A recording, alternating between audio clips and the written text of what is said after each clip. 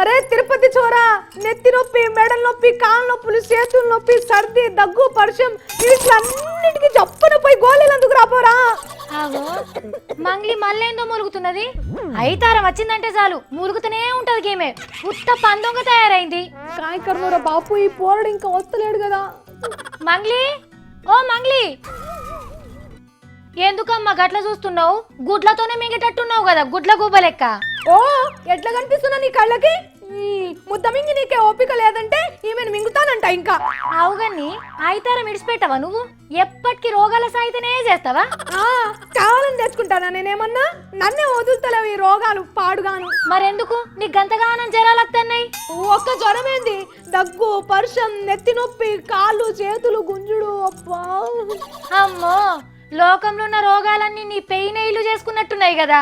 అవును, మరేం చేస్తున్నావు? తిండి కన్నా ఎక్కువ మందులే మింగుతున్నా, అయినా పోతలేవు ఈ పాడు రోగాలు. నాకే రావన్నా, నీకు రావచ్చు కదా.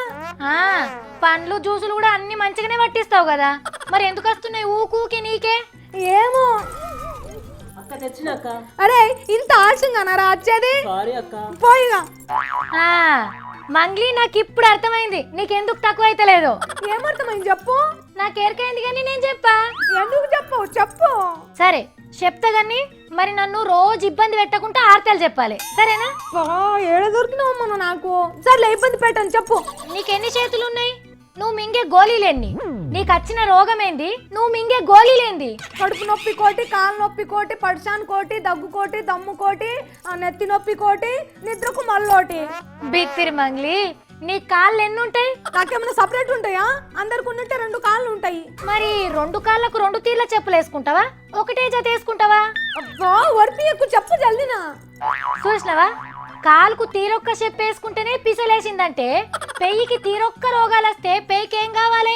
పిసలేసినట్టే ఏం పని చేయదు. మరి అర్థం కాలే, మంచిది చెప్పమ్మా. యాంటీబయాటిక్ మందులు ఊకూకే మింగితే ఆయుష్ తగ్గుతుంది, రోగాలు పెరుగుతాయని చెప్తున్నా. అంటే నేను చిన్నదానికి పెద్దదానికి గోళీలు మింగితే నయం గాంధీ అందుకేనా?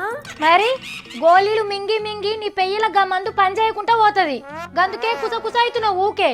కడుపులో వట్టేంత తినాల గాని కక్కేదాకా తినొద్దు. అవునా? ఎప్పుడో ఒకటి వేసుకోవాలా గాని ఊకే అట్లనే వేసుకోవద్దు. సరే సావిత్రి, మంచి ముచ్చట చెప్పినావు, థాంక్స్. నేను అట్లనే చేస్తా, పోయిగా.